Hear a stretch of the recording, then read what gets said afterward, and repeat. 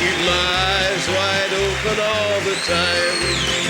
Beneath the dazzling lights of Nashville lies a shadow the music industry would rather keep buried.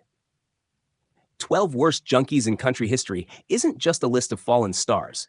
It's a raw journey into the dark spiral where talent was destroyed by addiction. From golden age legends to rising stars, each story serves as a chilling reminder of the true cost of fame and the demons that lurk behind the curtain. 1. Johnny Cash, the Man in Black's battle with pills.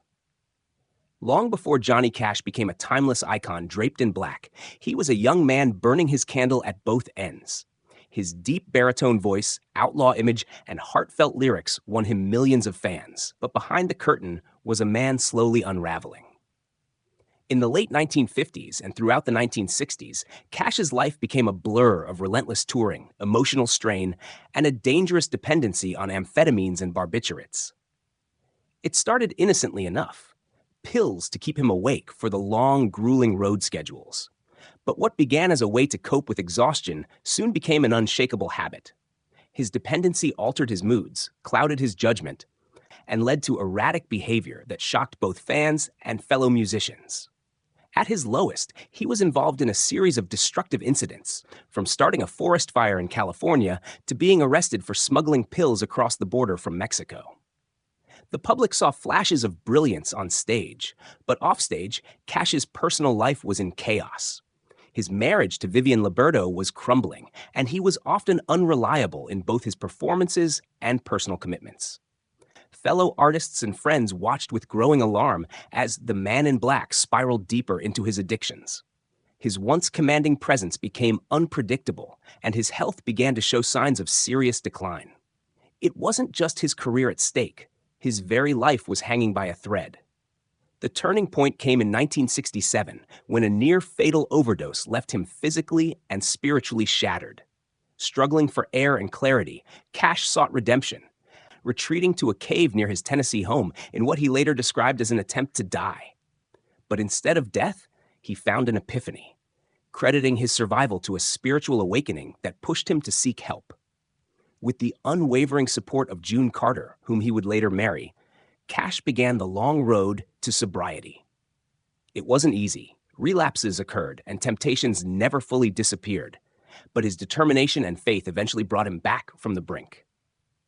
His later career was marked not just by musical success, but by a newfound sense of purpose, as he used his story to warn others of the dangers of addiction. Johnny Cash's journey stands as one of country music's most public battles with substance abuse, a haunting reminder that even legends can be brought to their knees by the grip of addiction. 2. Hank Williams, the tragic crown prince of country. Hank Williams is often called the father of modern country music, a man whose songs defined an era and whose voice could pour out heartbreak like no one else. But behind the myth was a young man wrestling with relentless pain, both physical and emotional, and a dangerous reliance on alcohol and morphine that would claim his life before he even turned 30. From the very beginning, Hank's health was fragile. He suffered from a congenital spinal condition called spina bifida occulta, which left him in chronic pain. In the early 1940s, as his career began to take off, doctors prescribed morphine and other painkillers to help him cope. At first, these seemed like a miracle, taking the edge off enough for him to keep performing. But soon, Hank's relationship with drugs and alcohol shifted from medicinal to destructive. The pressures of sudden fame only made things worse. By the time he was dominating the charts with hits like Your Cheating Heart and I'm So Lonesome I Could Cry, Hank was living a double life, captivating audiences on stage and then disappearing into alcohol-soaked binges and morphine highs after the curtain fell. Friends and bandmates recalled nights when he was so impaired he could barely stand, let alone perform.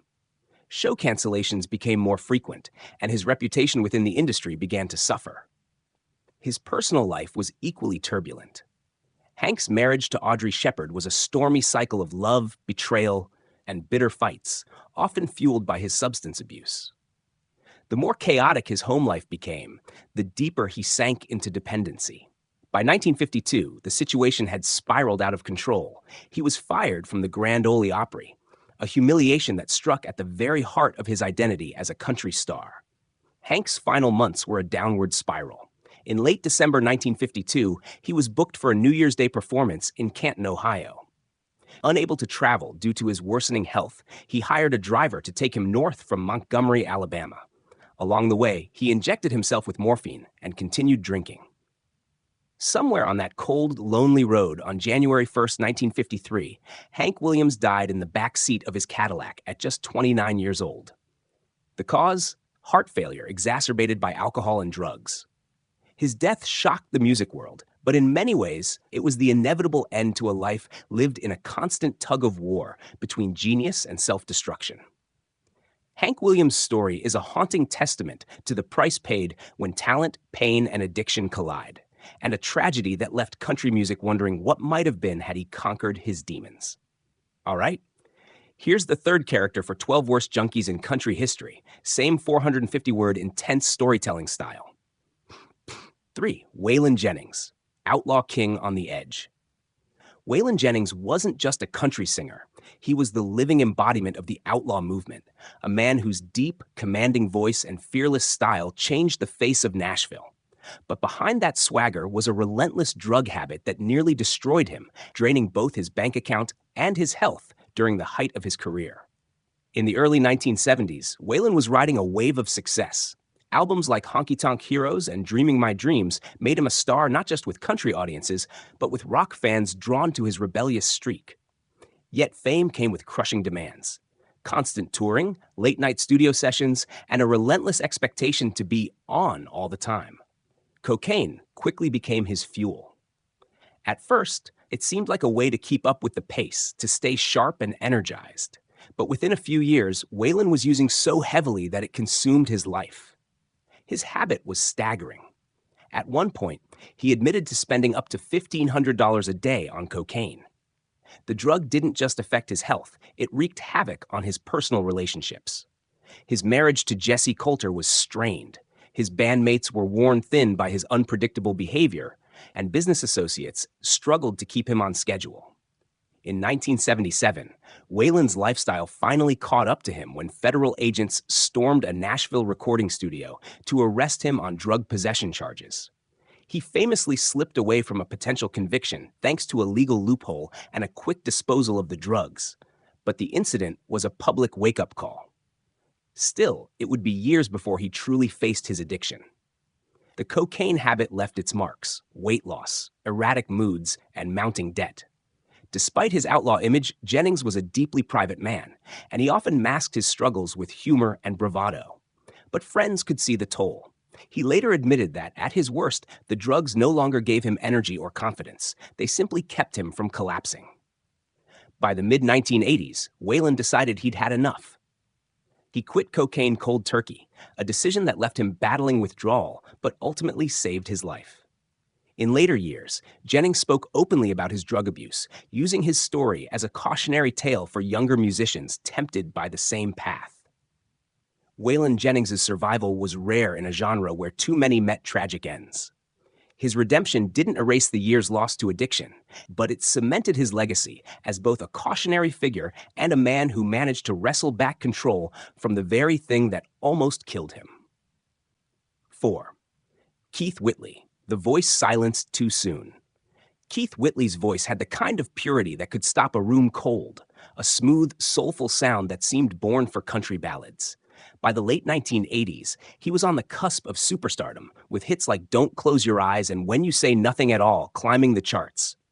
But behind the tender love songs was a man in the grip of a devastating addiction that would claim his life before he turned 35.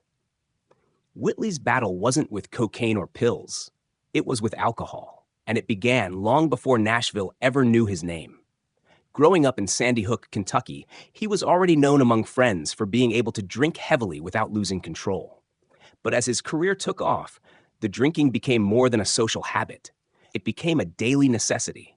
The demands of touring and recording only fueled the problem. Whitley often drank before, during, and after shows, masking his dependence under the guise of loosening up or having a good time. His charisma and talent kept the public from seeing the full extent of his struggle, But those closest to him, especially his wife, country star Lori Morgan, knew the danger he was in. By 1989, Whitley's star was rising faster than ever. He had 3 consecutive #1 singles and was being hailed as the future of traditional country music. But success didn't slow his drinking. It accelerated it. Friends and colleagues recalled nights when he would down an entire bottle of vodka in a single sitting. Intervention attempts were met with promises to quit, but the grip of addiction was too strong. On May 9, 1989, Whitley stayed home from a planned fishing trip with friends. Alone in his Goodlettsville, Tennessee home, he began drinking early in the morning. By the time Lori Morgan returned home, he was unresponsive. The cause of death, acute alcohol poisoning, with a blood alcohol level more than 5 times the legal limit. He was just 34 years old. The news devastated the country music community. Here was a man whose voice could have carried him to decades of success, gone in an instant because of a battle he couldn't win.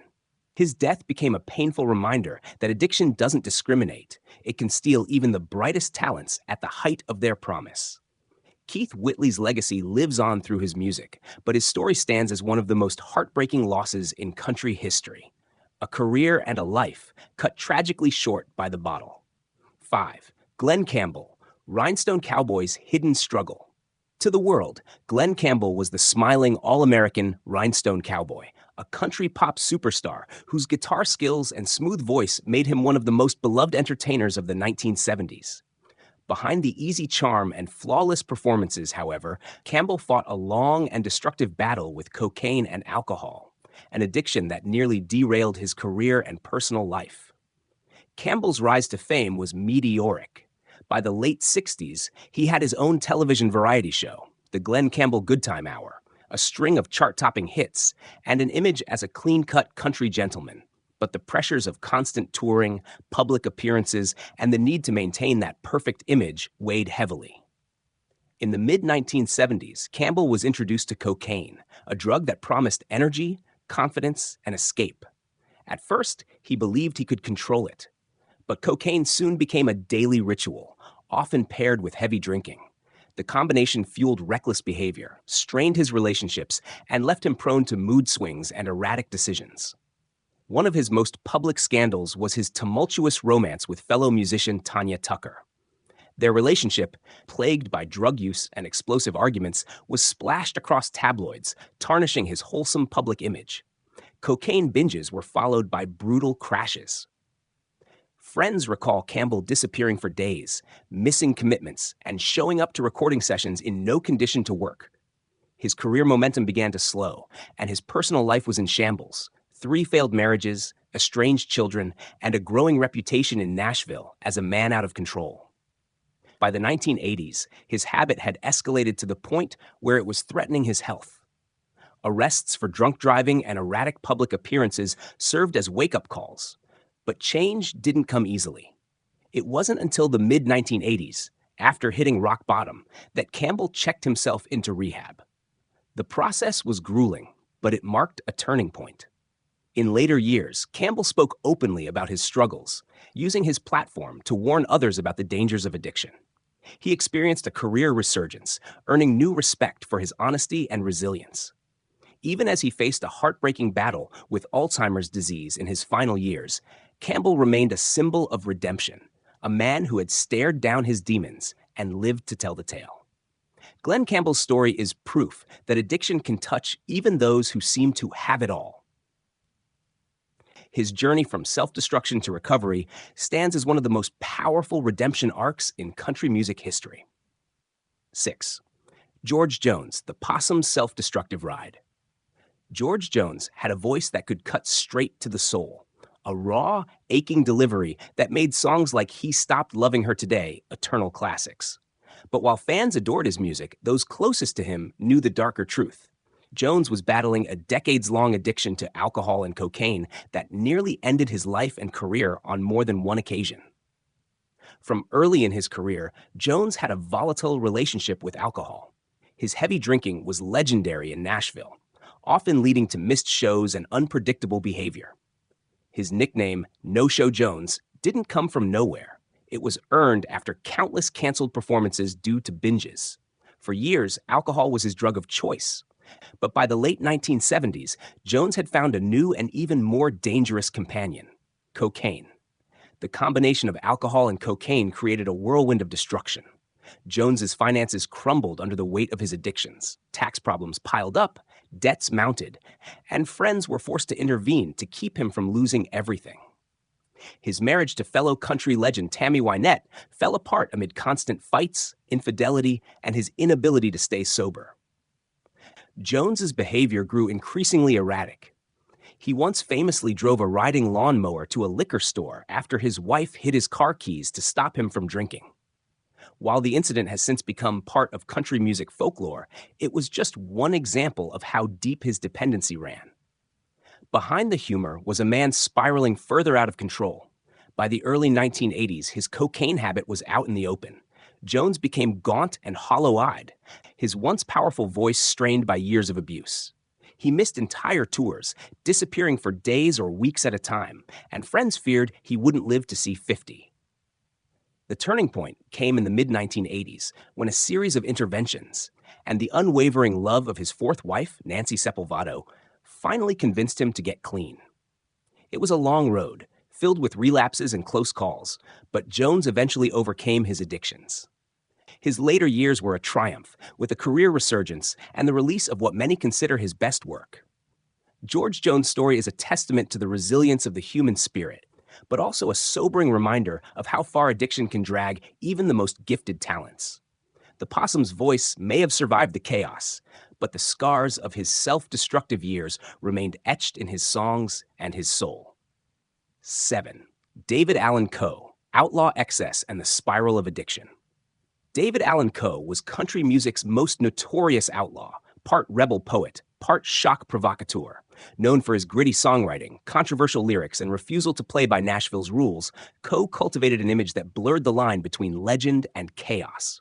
But behind the outlandish persona was a man consumed by decades of drug and alcohol abuse that nearly cost him everything. Coe's early life was marked by instability, stints in reform schools, time in prison, and a hunger to live life entirely on his own terms. When he broke into the outlaw country scene in the 1970s, he embraced every excess it offered. Touring became a blur of drugs, women, and all-night parties, with cocaine and alcohol at the center of it all. Cocaine became Coe's lifeline and his curse. It fueled his wild on-stage energy, but it also pushed him into violent mood swings and reckless decisions. His shows were unpredictable. Some nights he delivered brilliant performances. On others, he was so impaired that fans left in frustration. Promoters began to see him as a risky booking, and the industry's doors started closing. Coe's addictions didn't just affect his career, they tore through his personal life. Multiple marriages collapsed under the weight of infidelity, financial instability, and drug-fueled fights. Friends and fellow musicians described him as fiercely talented but impossible to manage, a man who could write a heartbreaking ballad in the morning and disappear into a drug binge by nightfall. In the 1980s, Coe's lifestyle caught up to him. His finances dwindled, his health suffered, and his reputation as a brilliant but self-destructive artist overshadowed his music. Arrests for drug possession and disorderly conduct became part of his public record, reinforcing the image of a man out of control. Despite the chaos, Coe never fully vanished. He continued recording and performing, his gritty authenticity still resonating with a devoted fan base. In later years, he admitted to the toll drugs and alcohol had taken, though he often spoke about them with the same defiant bravado that defined his career. David Allan Coe's story isn't one of clean redemption. It's a cautionary tale about how addiction can become entwined with identity, making it even harder to break free. While he survived the decades of abuse, the scars, emotional, physical, and professional, remain. In the lore of outlaw country, Coe stands as both a symbol of ultimate artistic freedom and a warning about the cost of living without limits. 8. Tammy Wynette, the First Lady's painkiller. Prison. Tammy Wynette, the First Lady of country music, sang heartbreak like no one else. Her anthems, most famously Stand By Your Man, defined an era and made her a cultural icon. But behind the glamorous gowns and perfect hair was a woman fighting a secret war with prescription drugs, a dependency that nearly destroyed her health and shadowed her career for decades. Wynette's troubles began in the late 1960s, not long after her breakthrough in Nashville. A grueling tour schedule, relentless media attention, and the strain of multiple marriages left her physically and emotionally drained. Chronic health problems, including painful gallbladder and intestinal issues, led doctors to prescribe a cocktail of painkillers. At first, they were a relief, helping her perform through illness and exhaustion. But the pills quickly became more than just a medical necessity. They were an escape from anxiety, heartbreak, and the pressures of being one of country music's biggest stars. As her dependency grew, Wynette's life became a cycle of surgeries, hospital stays, and stronger prescriptions. Friends and family began to worry, but Wynette maintained that her health problems justified the medication. Her marriage to George Jones, country music's most infamous drinker, only compounded the chaos. Their relationship was a volatile mix of passion and destruction, with public fights, separations, and reconciliations making headlines. Amid the emotional turmoil, Wynette's reliance on painkillers deepened, often leaving her groggy, erratic, and physically frail. By the 1980s, her drug use had become a poorly kept secret in Nashville. She was hospitalized multiple times for complications related to her health and her prescriptions. Rumors swirled about overdoses, and her once flawless live performances sometimes suffered. Yet, Wynette maintained an almost supernatural ability to deliver powerful recordings in the studio, even in the midst of personal crisis. Her death in 1998, at just 55 years old, shocked the country world. The cause was officially listed as a blood clot in her lung, but her years of heavy prescription drug use had taken a severe toll on her heart and body. In the years after her passing, friends and family spoke more openly about her struggles, painting a picture of a woman caught between the demands of stardom and the grip of addiction. Tammy Wynette's story is one of country music's most tragic contradictions. A voice that could inspire strength, belonging to a woman who herself was trapped in weakness. Her battle with painkillers stands as a stark reminder that even the brightest stars can be shackled by hidden chains. 9. Merle Haggard, the outlaw who outran his demons. Merle Haggard's life read like the ultimate country song: poverty, prison, redemption, and superstardom. From the haunting Mama Tried to the defiant Okie from Muskogee, Haggard's music spoke for the working man. But while the world saw a redeemed outlaw turned legend, the truth was that Haggard spent much of his career locked in a battle with drugs and alcohol that threatened to unravel everything he had fought to build. Haggard's troubled youth was no secret. After a string of petty crimes and escapes from juvenile detention, he landed in San Quentin State Prison at 20 years old. That time behind bars became the crucible that reshaped him, setting him on a path to music. But the scars from those years, and the rough life before them, never fully faded. As fame found him in the 1960s, he found new ways to cope with the pressures: booze, amphetamines, and eventually cocaine. The amphetamines were at first a way to endure the endless touring schedules and marathon recording sessions. They kept him awake, kept him sharp, and helped him meet the relentless demands of his career. But the constant chemical stimulation frayed his nerves, leading to paranoia and explosive temper swings. Cocaine, when it entered the picture, was no better. It gave him bursts of euphoria, followed by crushing crashes that often sent him reaching for alcohol to balance the high. By the late 1970s, Haggard's drug use was no secret among his band and inner circle. Missed rehearsals, canceled shows, and unpredictable moods became more common. His marriages, 5 in total, were frequently casualties of his addictions. Even with his professional success, there was always the lurking fear that the man who had once rebuilt his life from prison might lose it all to self-destruction. Despite the chaos, Haggard managed to keep delivering hit records, his sheer talent and work ethic holding him together during the worst stretches. But privately, he was coming apart. Friends recall moments when his health visibly suffered: weight fluctuations, tremors, and a deep exhaustion that no amount of rest could fix. It wasn't until the 1990s that Haggard began to pull away from heavy drug use, crediting a mix of self-discipline, age, and a renewed focus on music. He lived to see his reputation cemented as one of country's greatest songwriters and storytellers, a man who had survived more than most. Merle Haggard's story is a testament to resilience, but also a warning. Even those who outrun their demons carry the marks of the chase, and for Haggard, those scars were as much a part of his legend as the songs he left behind. 10. Willie Nelson, High Times and Close Calls. Willie Nelson is one of country music's most beloved figures, a cultural icon whose braids, easy smile, and unmistakable voice have made him a symbol of laid-back charm. But beneath the calm, folksy exterior lies a lifetime of substance use that often tiptoed into dangerous territory. While Nelson's well-known love of marijuana has been part of his public persona for decades, his history also includes brushes with harder drugs, legal trouble, and health scares that nearly derailed his career. In the early years, Nelson's habits weren't all about cannabis. As a struggling musician in the 1960s, he juggled grueling gigs, family responsibilities, and the cutthroat Nashville industry. To keep up, he occasionally turned to amphetamines, common among touring musicians at the time. They kept him awake through long drives and late-night shows, but they also brought mood swings and periods of burnout. By the 1970s, Nelson had found his footing with the outlaw country movement, alongside Waylon Jennings and Chris Christopherson.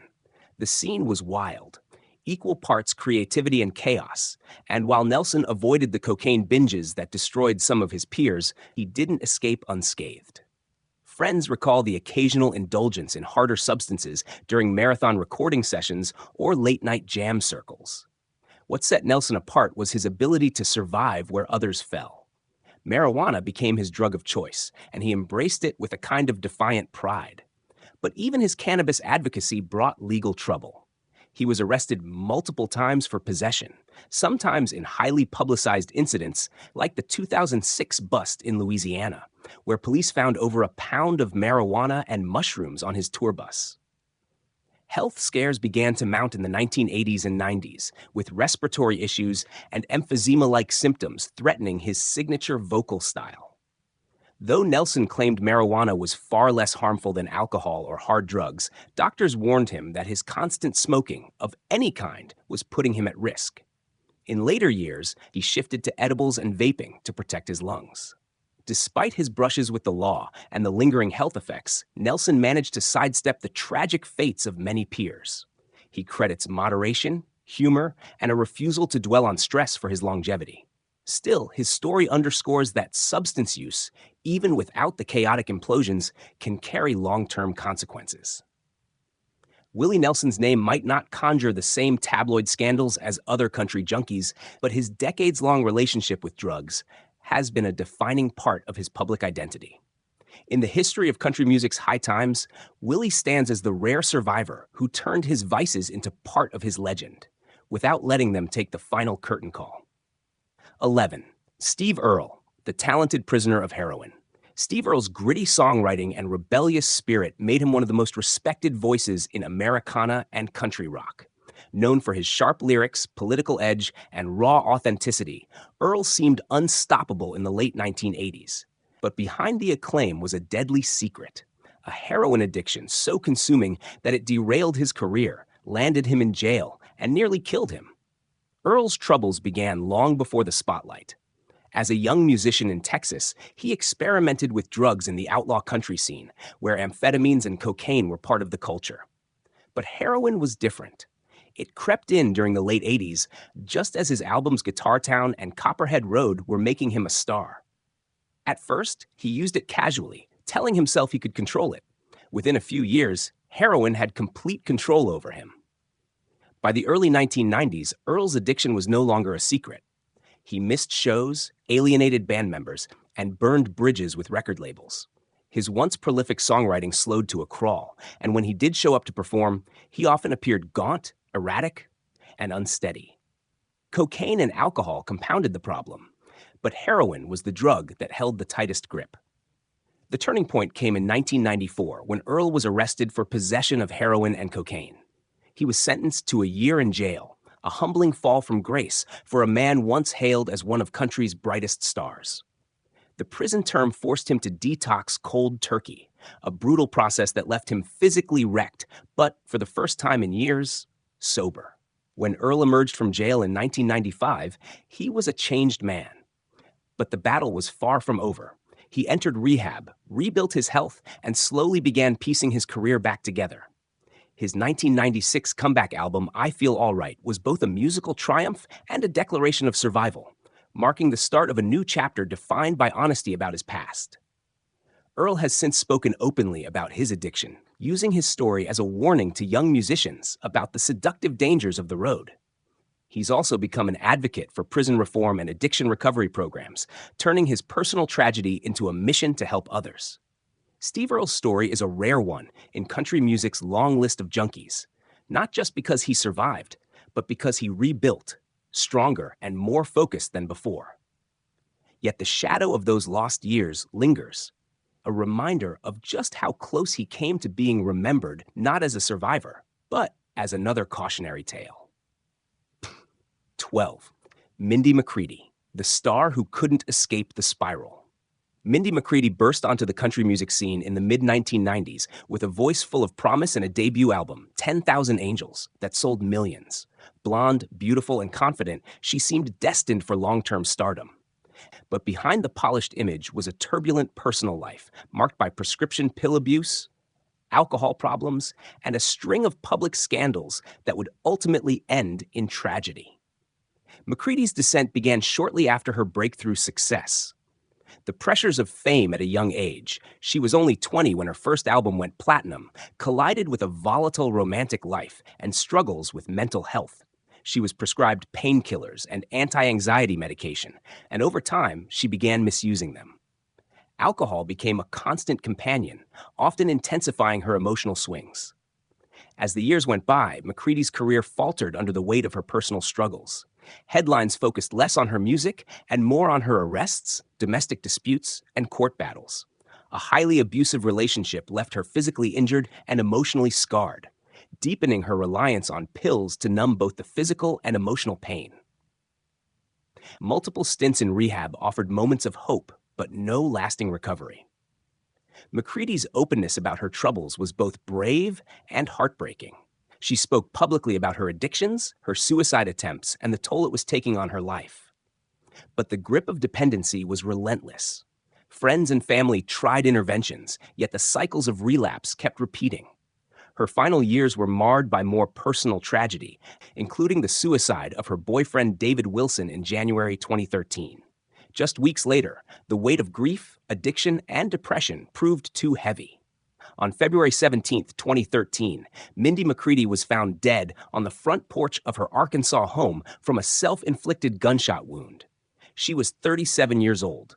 McCready's death sent shockwaves through the country music community. Many who knew her spoke of the radiant, driven young woman she had once been, and mourned the fact that addiction and mental illness had overshadowed her immense talent. Her story stands as one of the most tragic in country music history, not just because of the talent lost, but because it illustrates how addiction often walks hand in hand with unhealed trauma. Mindy McCready had the voice and charisma to be a superstar for decades. But in the end, the demons she faced proved stronger than the angels she sang about.